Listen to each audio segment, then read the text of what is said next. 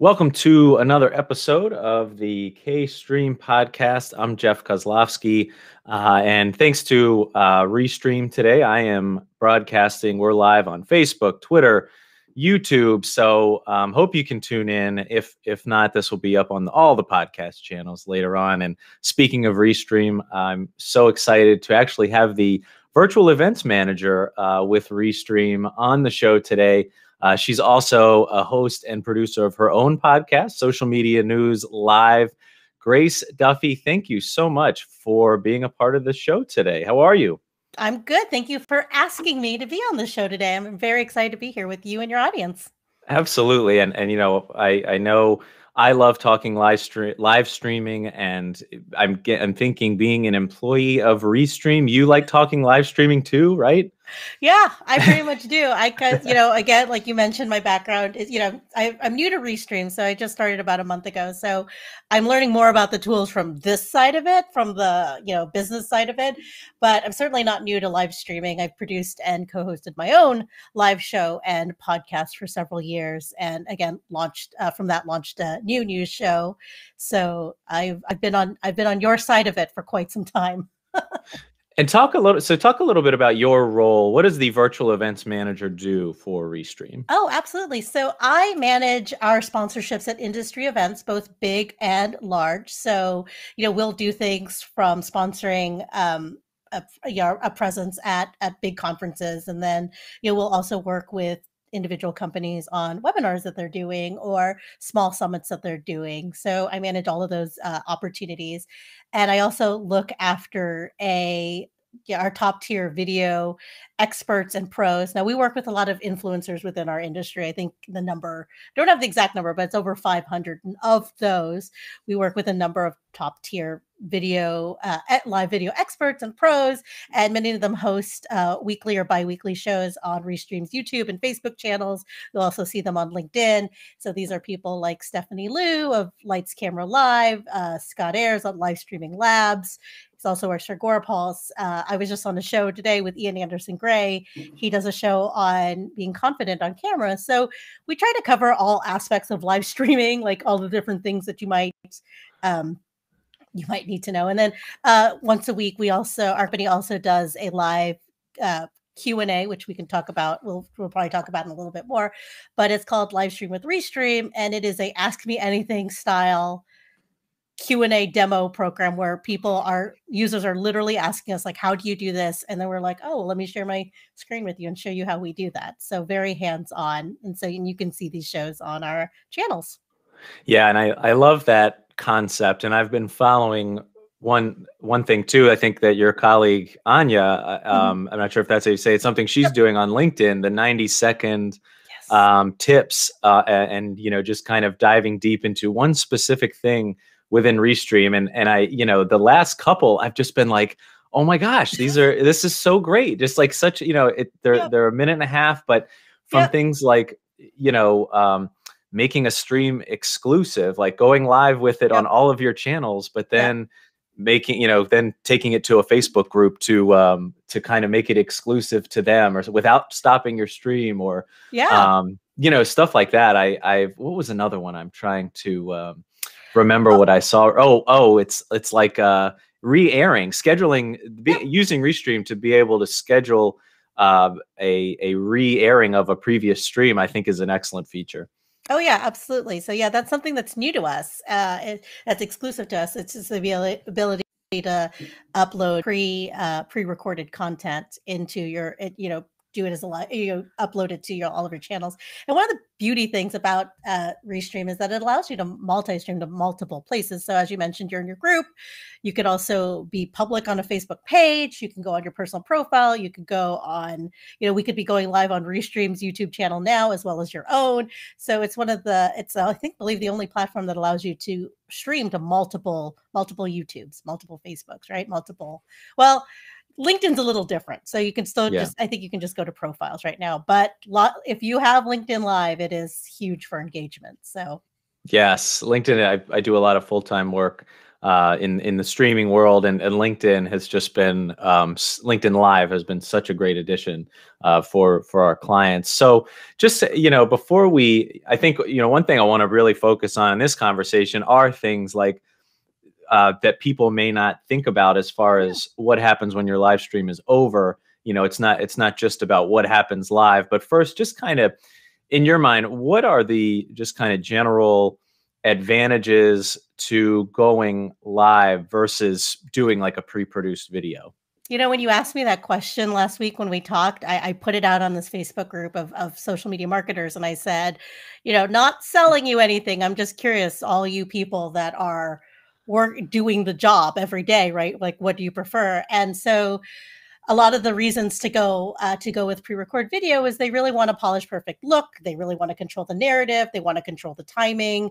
One of them was a theater company. And so the time when their crew or their tech or their cast would be available were just really odd hours that their regular, social media audience wouldn't necessarily be on. And so it makes sense to record videos when they're available and then to, distribute them when your audience is awake, right? Some of them were afraid of feedback. One of them actually said that they belonged to a button-up nonprofit and it would be disastrous if any real human behavior took place. None of these sound like other than the theater company, none of these places sound like very fun places to work, right? But I totally understand that there's a place for pre-recorded video. So, and there's a lot of industries in which it's highly regulated. You have to really control the narrative. I would imagine there are a lot of companies right now that you can think of where you have to be really careful how you're messaging things and you don't want to accidentally say something, right? I think pre-recorded video has its place in employee recruitment. If you're doing a sizzle reel, if you're doing really those short marketing videos, you mentioned those 90-minute videos that Anya, who is my manager, actually is doing. It's an experiment. It's an experiment on micro content. And so those are just 90-second things. So of course you want them to be pre-recorded, right? So a funny story is when I was interviewing for jobs, it was this platform where they had employees pre-record questions, and then you would have to answer them live. So you had 30 seconds to collect your thoughts and 4 minutes to answer the question. Have you ever had to do something like that? Have you ever been in that? No. Yeah. I asked one of my friends who works at the company, like, what do you do? Like, what advice do you have? And she's like, well, I never had to do that, but don't cry. Okay, check. So, and I think the lesson you get from that is like, but I've been doing video interviews this whole time and never had a problem, but sitting there and doing this. And so there is a value in this human connection. There is a value in this vulnerability. There's a little value in, we can go a little bit long. I don't have 30 seconds to think about I'd probably think about it really quickly, but it was that format. So, I think doing live pre-recorded video does have its place, but it is off-putting. It's not you don't connect very well with it.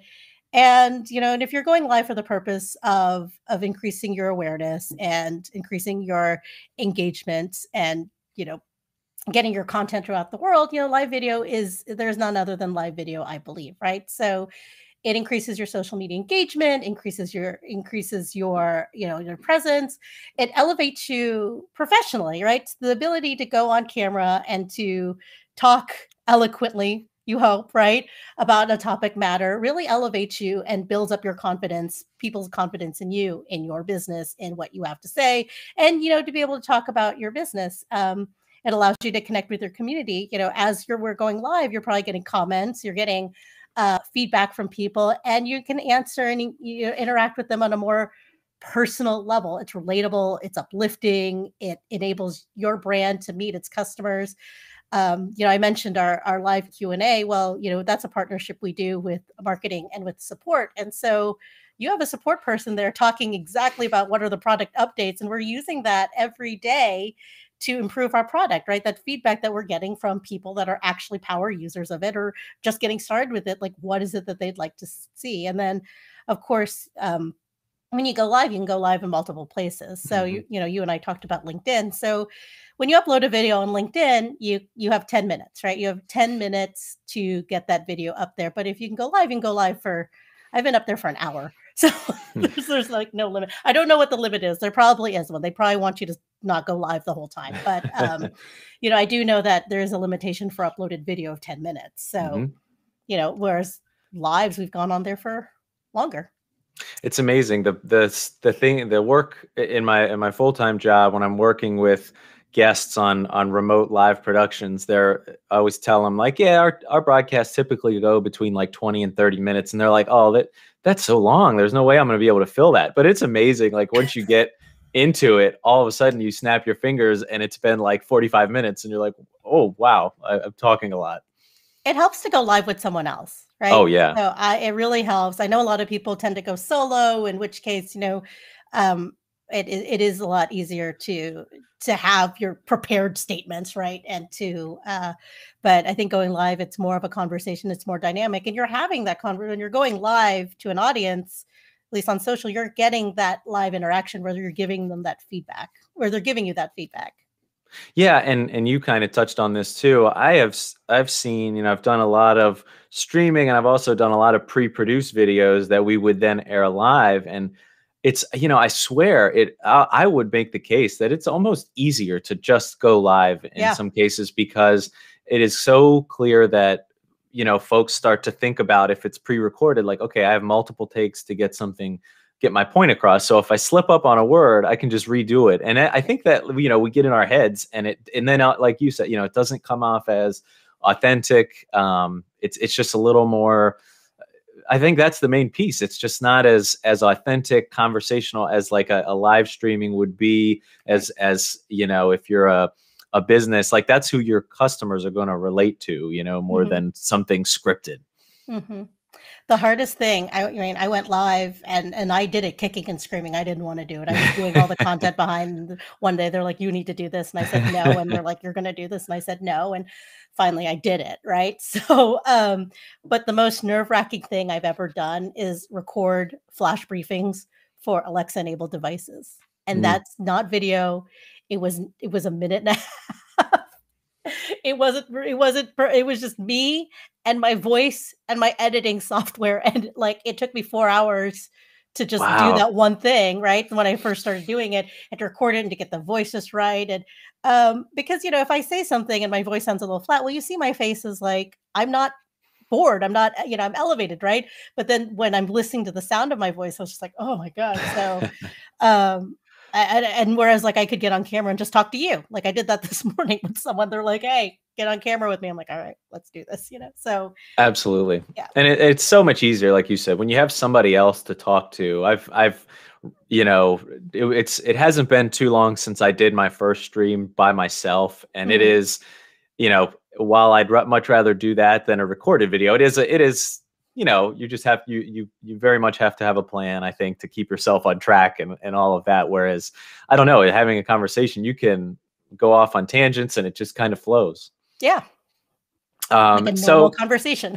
Yeah, exactly. And so, with all of that, I get when I'm trying to make the case for streaming, the pushback sometimes that I get is like, okay, so what about the ROI or so, okay, we go live, but then is that it? So, you and I had a conversation a couple weeks ago just ahead of this podcast, and you rattled off a ton of different things that people can do with a live stream once it's over. And we hit on one earlier of being able to, just use that video in not just, like me personally, I love taking my live recorded videos, and then, I like video editing. So I'll go take it and cut it up, and maybe then I have like 45 minutes worth of content to maybe share on my channels, my social channels later. And I love having that, or 45 minutes worth of audio that I can share somewhere later on. But, you mentioned a couple things in particular, like webinars, email, Restream, being able to upload streams that already happen and scheduling them to Can you talk about some of those things and like how valuable that is? Oh, absolutely. So live video can come in a lot of different forms. We always see it in one way or another. Like you'll see a Facebook Live, or you'll see people going live on LinkedIn, or you'll see stories or whatever. But there's a lot of different ways in which you can use live video. So we're in the Restream studio right now, and so for those listening to it, it's a live video podcast where you see the two of us, or you see me right now, and you see it's branded Restream. It on my end of it, I see, or no, on your end of it, you'll see comments. I see how many users, right? So I actually use Restream Studio for my video calls. So when Jeff and I talked a few weeks ago, we used it. It was just a one-on-one call, but within the studio, you can create these captions, you can create these questions, you could create unique backgrounds, you can fully brand it. And so I think someone like you, Jeff, with your agency, if you're inviting people to it functions like Zoom. You send a link, and just like you did with me yesterday, you send a link, you schedule this, and you send a link to me, and then I just you never publish, right? You don't go live necessarily, but you could use this as a fully branded space in which we could be talking. You could be talking to me as a client and have your company logo, bring up examples of your past work, right? You can have the colors be whatever you want them to be, right? You can have the background be whatever you want to be. And so, there's another way that you can take those you could use this tool to take your video calls, and that's live video too, right? You're both on camera, and I think people are used to that kind of interface with Zoom. So that's one. Another use case for it is, educational webinars. So this morning, our company actually partnered with AgoraPulse in their social media manager school, and we produced a webinar in partnership with them about how to use live streaming to amplify your audience and increase your engagement in the coming year.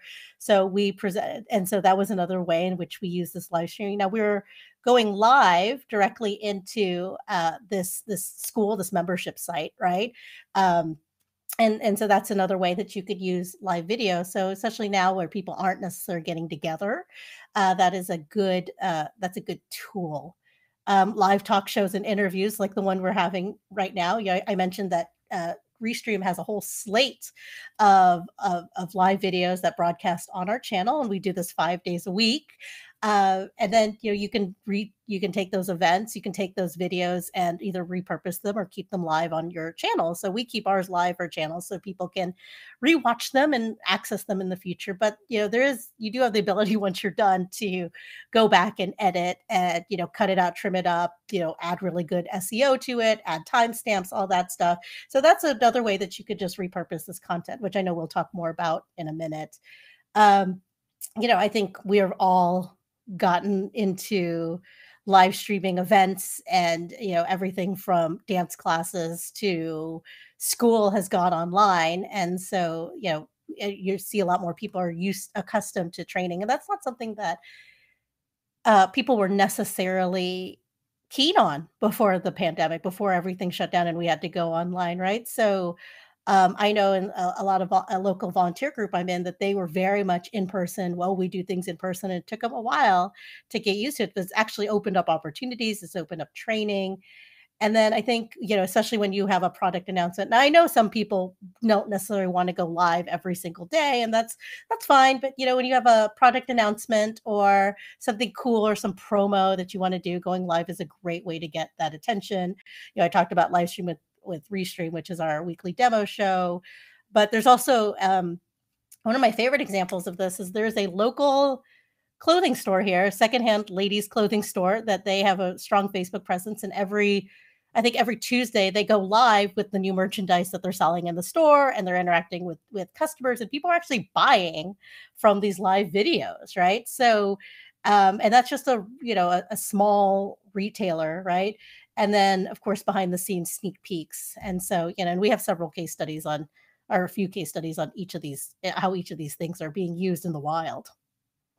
That reminds me, a local wine shop near where I live, they use, I think I've only seen them live on Facebook in particular, but they do just great. I don't know, and I'm not sure if they're like, if one of them is the owner of the store and somebody else, the other person works there, what their exact roles are, but they work at the shop, and they, since COVID and this remote world took effect, they go live and do, like, they'll be outside sitting by a fire and they're tasting new wines that they have at the shop, and they're just having a conversation. They're just talking about what they think of the wine, how it tastes, they've recently started adding in food pairings to go with their wine tastings, and they're so entertaining. And it's just like you said, that kind of that kind of conversation, that relaxed atmosphere is so fun on a live stream. So it's so versatile, I think. And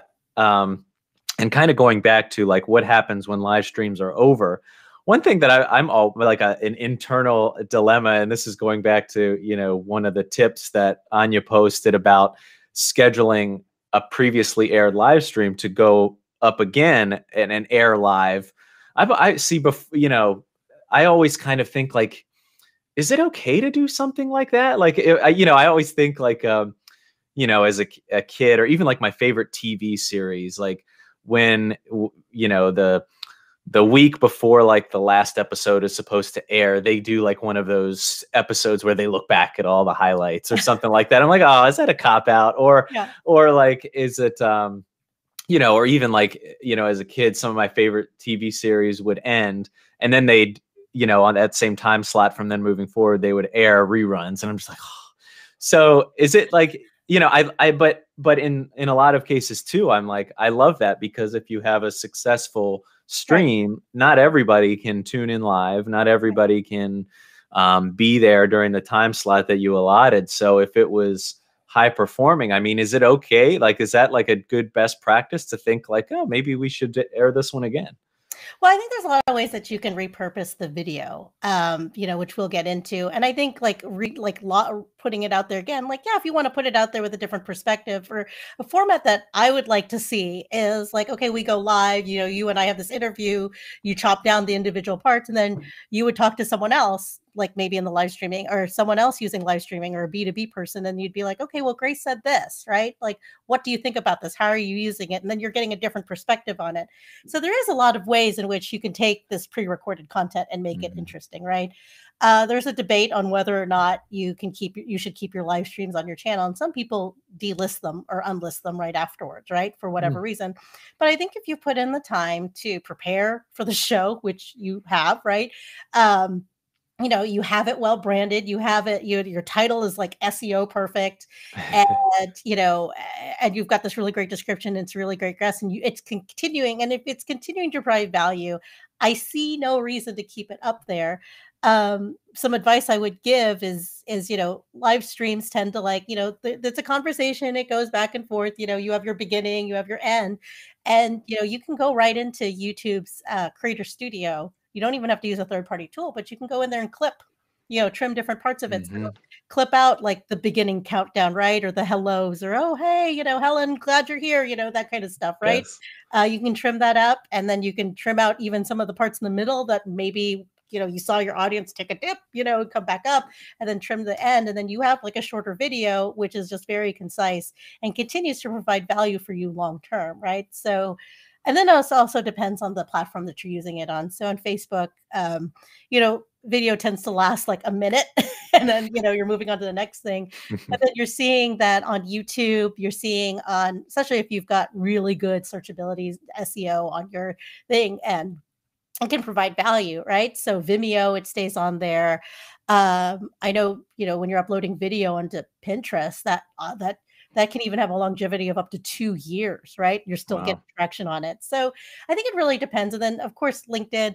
I'm still trying to get my mind around LinkedIn video, because like I will see content on there from like a week ago, whereas, I'll be on Facebook and it's like, oh, I only see stuff that's been posted within the last day, right? So you're seeing there's a longer tail on some content depending on the different platforms that you have it on. So I think there is value in keeping it up there and continuing to nurture it if you're seeing that it's continuing to provide value.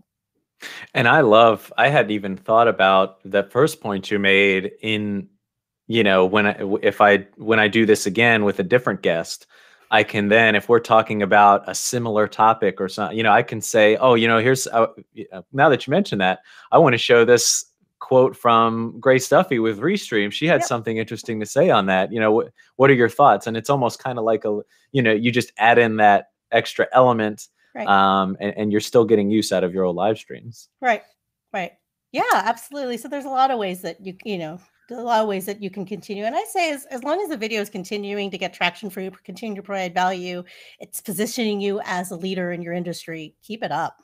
Yeah. And so I think, just the last couple things here. I know me personally, something I struggled with in getting started was that I think I focused just too much on all of the bells and whistles. Like I love like the lights in the background or like my mic or graphics and whatnot. Like there's just so many cool things you can do with live streaming, but it's hard to do it all at once or Yeah. it's nice to gradually add things maybe to your stream. So Yep. do you have any what are maybe like one or two easy things that people can do to kind of instantly level up a live stream? Is it maybe something somebody could add right now that you think is like something every live stream should have?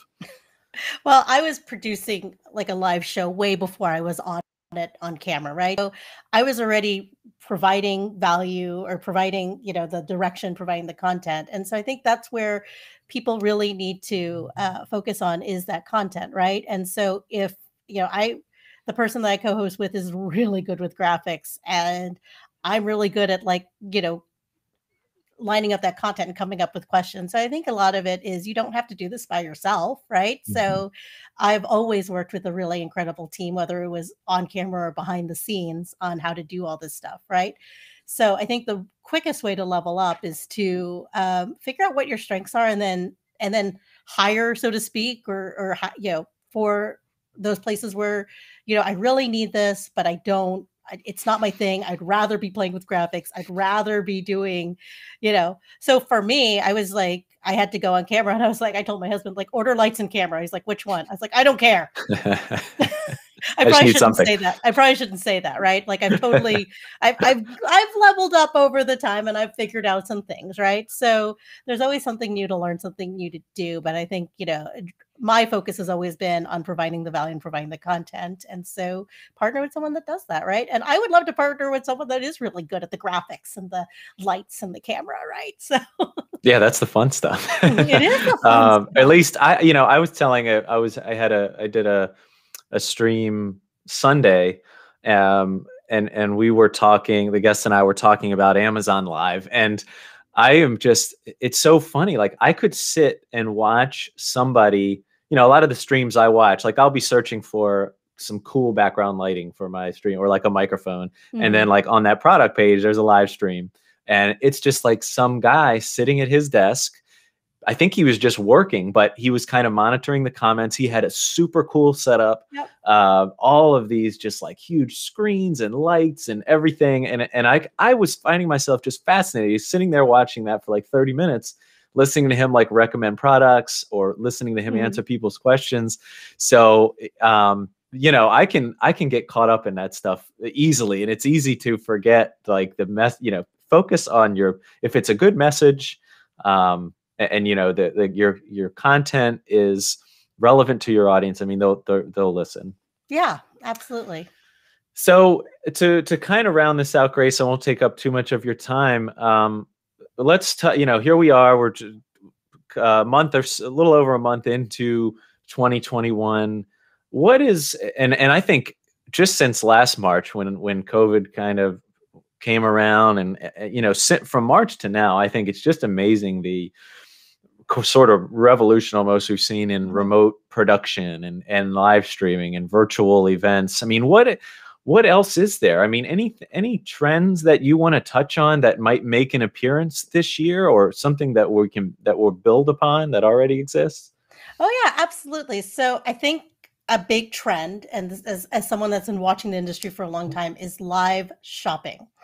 So it was around May or June of 2020 in which Facebook and Instagram launched their live shopping feature. Now they launched their shops feature, right, where you could host shops, and that was supposed to help small businesses, who may not have had an e-commerce presence level up in that area. And then with that, they rolled out live shopping. Now, granted, like they're just experimenting with this with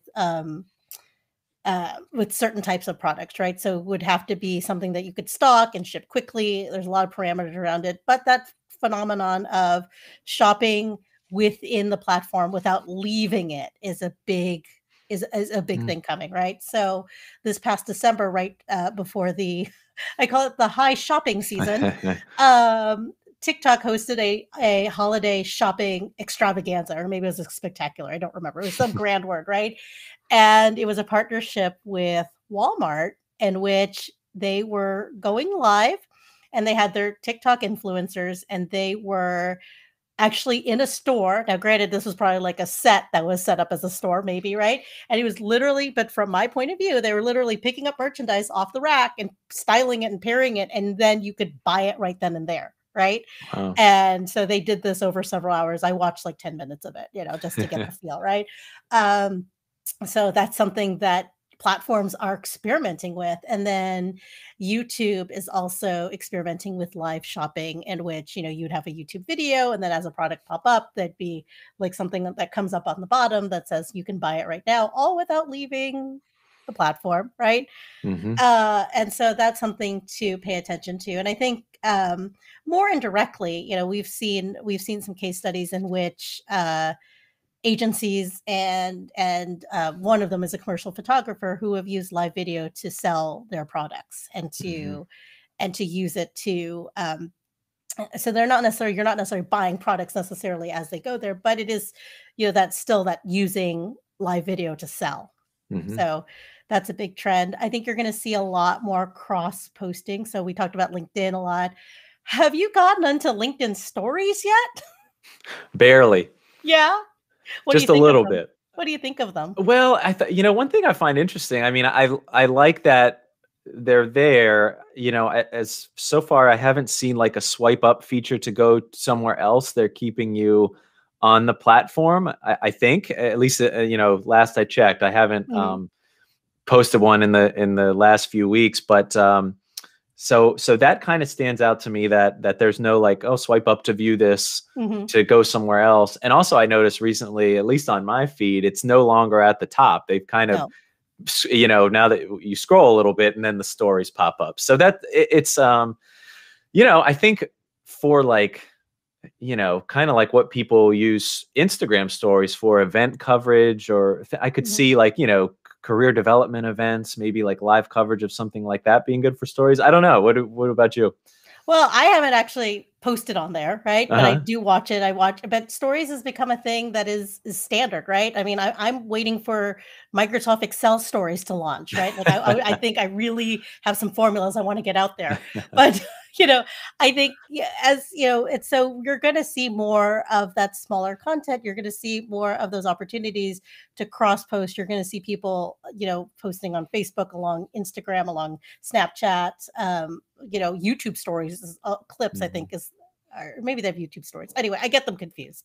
But anyway, so they have, I think, that stories feature. So I think that's another way that when you have this live video, right, and you have this great video content, you can then repurpose that a lot of ways, do clips. We use a lot of tools for Descript is one we use for finding those video clips and that audio, or that, the text and whatever, and Mm, putting it out there. So that's another big trend, is you're going to see a lot more cross posting, especially as these channels push stories more, right? So, and then of course Instagram with Reels going after Instagram's put a lot of money into Reels, so to yeah. enhance that. So you're going to see more of that type of video content, especially as the channels are trying to, one, be all the same, and then also differentiate themselves. Don't ask me how; I don't quite know. So, I know it's like it's becoming almost easier to be everywhere. Like if you right, can be efficient enough with it, like right, I was reading an article yesterday about how to easily add my podcast and make it linkable on yep. Instagram stories. So like if I go in to Spotify, I can share my episode. If I click the share icon on my episode, it gives me an Instagram stories option, sends it to Instagram stories with a link that says play on Spotify. I Mhm. don't have to do anything. And it's Yep, like there I'm on two more platforms. yep. It's cool.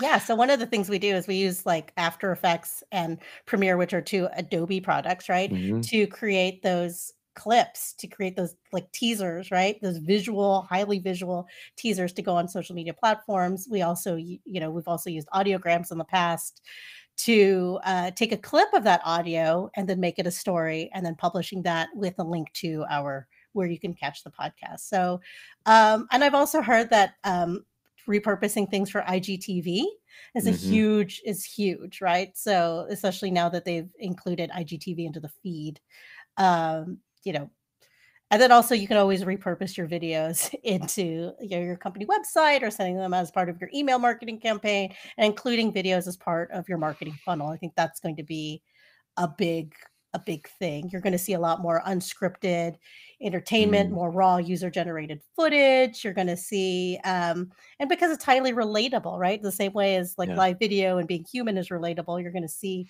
more of that, more experiences. And then I think purpose driven. You're going to I think purpose driven content. That's awesome, Grace. And anything else before we wrap up here? Any other points you wanted to touch on that we didn't get a chance to talk about?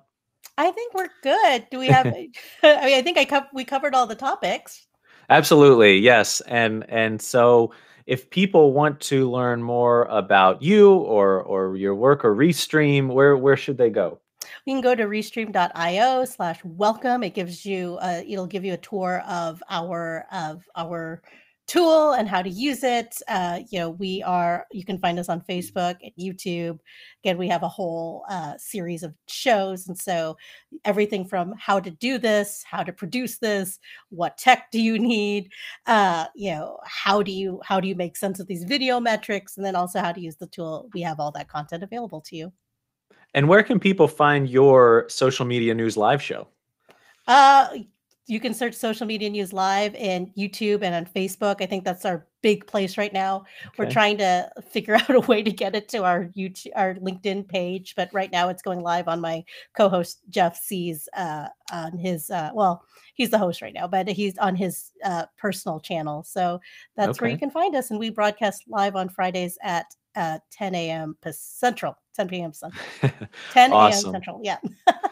Well, thank you so much, Grace, for your time and being a part of the podcast. It is much appreciated, and have a wonderful rest of your week. You too.